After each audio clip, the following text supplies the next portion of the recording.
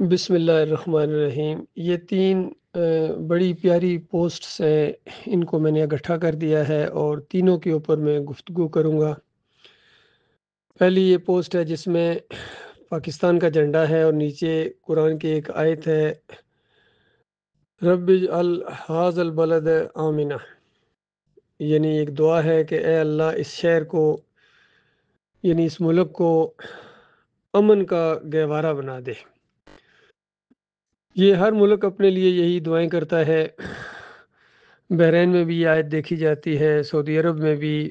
بنگلہ دیش میں بھی، پاکستان میں، اور ہر جگہ جہاں یہ مسلمان ہیں اپنے ملک کے لیے دعا کرتے ہیں اللہ تعالیٰ سے کہ اے اللہ ہمارے اس ملک کو، ہمارے اس شہر کو امن کا شہر بنا دے۔ ہر ایک امن چاہتا ہے، سلامتی چاہتا ہے، سیکیورٹی چاہتا ہے، لیکن اللہ تعالیٰ نے اس امن کو مشروط کر دیا ہے، لازم و ملزوم کر دیا ہے اس بات کے ساتھ کہ امن صرف ان کے لیے ہے جو ایمان خالص کو اختیار کریں، اور بتایا الذین آمنوا ولم یلبسوا ایمانہم بظلم اولئک لہم الامن وہم مہتدون، کہ جو ایمان لائیں ایسا ایمان کہ اپنے ایمان کے اندر ذرہ برابر وہ ظلم کی ملاوٹ نہ کریں، وہ امن میں ہیں، وہ ہدایت یافتہ ہیں۔ تو جب یہ آیت اتری تو صحابہ اکرام کچھ پریشان ہو گئے اور اپنی کمزوری کا اظہار کیا نبی علیہ السلام کے سامنے کہ ایک ایسی آیت نازل ہوئی ہے کہ ایسا محسوس ہوتا ہے کہ اس کے اوپر عمل کرنا ہمارے بس کی بات نہیں ہے۔ پوچھا گیا کون سی آیت، تو انہوں نے یہ آیت پڑھی کہ دیکھیے ہم میں سے کون ہے جس سے ذرا برابر کوئی ظلم اور زیادتی نہ ہو جائے، کبھی غلام کو ذرا زیادہ ڈانٹ دیا، بچوں کے ساتھ ذرا سختی کر دی، یا 100 باتیں ہو جاتی ہیں، اور اللہ کہہ رہا ہے کہ جو ایمان لائیں اور ایمان کے اندر ذرہ برابر بھی انہوں نے ظلم کی ملاوٹ نہ کی، وہ ہدایت یافتہ ہے۔ تو نبی صلی اللہ علیہ وآلہ وسلم نے ان کو سمجھایا کہ میرے ساتھیوں، اس آیت کے اندر ظلم سے مراد وہ ظلم نہیں ہے جو آپ کے ذہن میں آیا ہے۔ اس آیت کے اندر ظلم سے مراد وہ ظلم ہے جو سورہ لقمان میں آیا ہے کہ ان الشرک لظلم عظیم، شرک بہت بڑا ظلم ہے۔ تو یہاں ایک بات یہ بھی سمجھ میں آئی کہ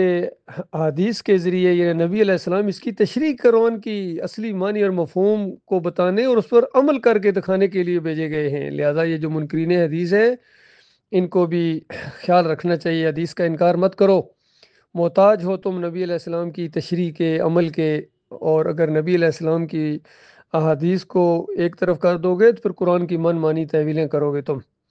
اسی لیے یہ انہوں نے انکار حدیث کا راستہ اختیار کیا ہے، چاہے یہ غامدی صاحب ہوں یا سر سید احمد خان یا اور جتنے یہ پائے جاتے ہیں یہاں، پرویز، ڈاکٹر پرویز اور اس طرح کے جو لوگ ہیں، تو کتنے لوگ ہیں ان سے متاثر ہو گئے ہیں۔ تو ایسے بھائیوں سے یہ ہے کہ حدیث جو ہے وہ قرآن کی معنوی تحریف کا راستہ روکتی ہے، صحیح حدیث۔ تو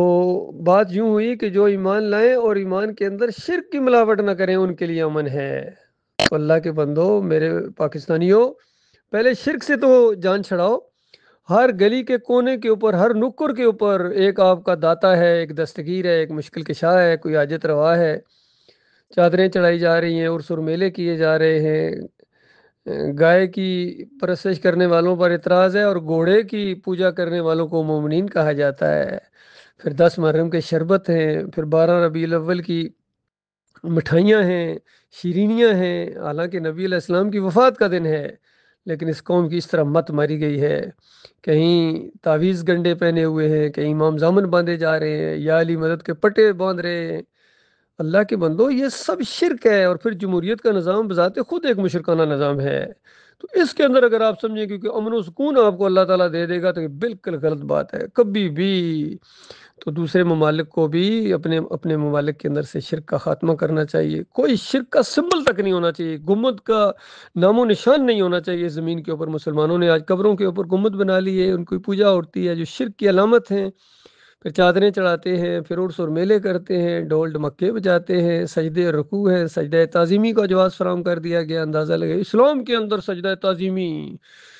اس طرح انہوں نے ظلم کیا ہے، ان مفسرین نے اس طرح ظلم ڈھایا ہے، قرآن کو تختہ مشق بنایا ہے انہوں نے اپنے مشرکانہ دماغ کی وجہ سے۔ تو اس پوسٹ کا تو یہ پوسٹ مارٹم ہو گیا۔ دوسری جو پوسٹ ہے یہ الحمدللہ ہمارے سوشل میڈیا کے لیے جو ویڈیوز اپلوڈ کیے جاتے ہیں اس کے بیک گراؤنڈ میں یہ لگائی جاتی ہے، اور گویا اسی کے اندر پیغام ہے، نیچے ٹیلی فون نمبر بھی دیے ہوئے ہیں رابطہ کے لیے کہ وَاعْتَصِمُوا بِحَبْلِ اللَّهِ جَمِيعًا وَلَا تَفَرَّقُوا، کہ اللہ کی رسی جو قرآن اور صحیح حدیث ہے اس کو مضبوطی کے ساتھ پکڑ لو، مضبوطی کے ساتھ پکڑو گے تو تب تم جو ہے ایمان خالص کے اوپر قائم رہ سکو گے، اور تفرقہ بازی نہ کرو، گروپ بندیاں نہ کرو۔ توحید کی یہ دعوت اٹھی ہے اس دور کے اندر ڈاکٹر مسعود الدین عثمانی رحمۃ اللہ علیہ کے ذریعے، اس اندھیرے میں صرف ایک شمع روشن ہے، یقین کیجئے باقی کوئی بھی نہیں ہے۔ جتنے بڑے بڑے یہ ان کو میں نے سنا ہے، ان کی تحریریں پڑھی ہیں، کتابیں پڑھی ہیں ان کی،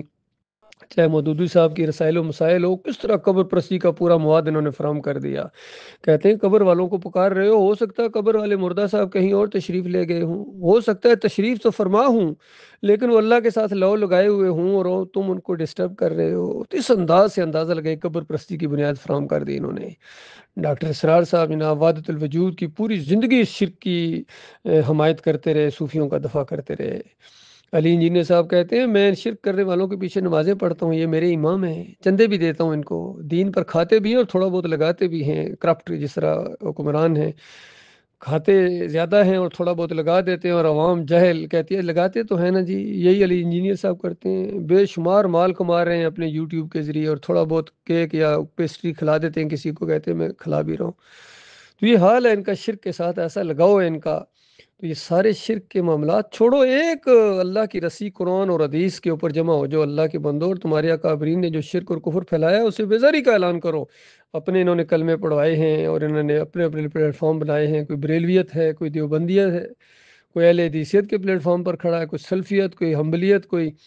یہاں جتنے بھی ہیں یہ فرقے پائے جاتے ہیں، سب کے عقیدے کے اندر شرک ہے۔ کم از کم شرک جس کا کوئی انکار نہیں کر سکتا ہے اہل حدیثوں کے اندر یہ، اور سلفیوں کے اندر کہتے ہیں نبی علیہ السلام ہر جگہ تو حاضر ناظر نہیں ہیں، بس مدینے والی قبر میں آ کر ان کی قبر کے اوپر اگر صلاۃ و سلام پڑھو تو خود سنتے ہیں، روح واپس آ جاتی ہے۔ جس طرح شرک کے یہ دائی بن گئے، اور دور سے اگر کوئی پڑھے تو فرشتے مدینے والی قبر میں لے آتے ہیں، اسی قبر کی طرف اشارہ کرتے ہیں۔ توصیف الرحمان بھی، علی انجینئر بھی، اور یہ سارے طارق مسعود مفتی ہوں، طارق جمیل کا تو کہنا ہے کہ طاہر القادری تو سب کے سامنے ہیں ان کے عقائد، فضل الرحمان ہوں یا خلیل الرحمان ہوں یا منور سلطان ہوں، سب کے کنیکشن ہیں شرک کے ساتھ، ان کے رابطے ہیں۔ پھر تیسری پوسٹ ہے جس میں اللہ تعالیٰ نے وعدہ کیا ہے کہ جو لوگ تم میں ایمان لائیں اور عمل نیک کریں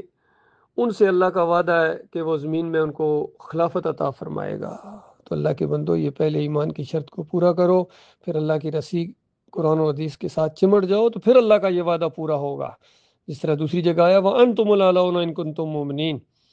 کہ تم سربلند رہو گے اگر تم مومن بن جاؤ، تو مومن بنو، پھر اللہ تعالیٰ پوری دنیا کی قیادت آپ کو دے گا، دنیا میں عزت اور سرفرازی آپ کو دے گا، اور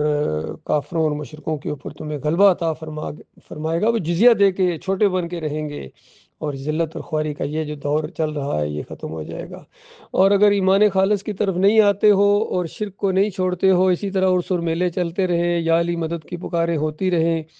یا رسول مدد پکارتے رہو، لبیک یا رسول اللہ، لبیک یا حسین، لبیک یا عباس کے نعرے لگاتے رہو اسی طرح، اور پیروں کی پنڈلیاں دباتے رہو مولویوں کی، تو اس کے بعد چاہے دنیا کا فلائی ملک بنا دو، اپنی ملک کو، پوری دنیا کو تم فتح کر لو، لیکن جنت کی خوشبو تک نہیں پا سکو گے۔ یاد رکھیے ہمیشہ کی آگ کے اندر تمہیں جلنا پڑے گا۔ یہ اللہ کی کتاب اور اللہ کے رسول صلی اللہ علیہ وآلہ وسلم یہ حدیث کا نچوڑ میں آپ کو بیان کر رہا ہوں۔ تو اللہ کے بندو، اللہ کی کتاب اصلی حالت میں موجود ہے، بخاری کی شکل میں اس کی تفسیر موجود ہے، اور اتنی شاندار تاریخ اسلامی ہمارے پاس ہے، کتنے صحابہ کی جان فشانی کے اور قربانیوں کے قصے موجود ہیں۔ یہ مشعل راہ بناؤ، اور چند دنوں کی یہ زندگی ہے، ہمیشہ ہمیشہ کی اس جنتوں کو تم